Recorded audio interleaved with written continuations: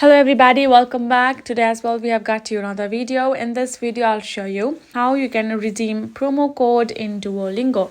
But before that, please do make sure to like our video, subscribe our channel, and yes, without any further delay, let's get into it.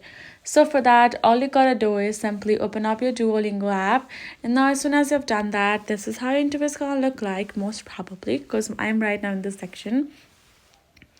Now from over here, simply switch to this section of home, and on the top you will have the options like this. You can see the fire sign, your country flag of which your language you're studying, and this blue icon which is a shop icon, and you have to tap on the shop icon. Now from over here, scroll down to the bottom and you will find this option of promo code and the redeem option. Tap on it. Now add in the gift card of yours that you would like to redeem. Once you've added in the option, the redeem code right over there, the apply option here will light up. Go ahead, tap on the apply, and your gift card will be redeemed. Now you can do that as many times as you want to as many gift cards that you have.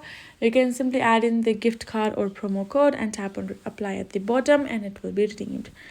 Now that's how you will be able to do so. Hope this video helped. Thank you so much for watching, and I'll see you guys in our next video.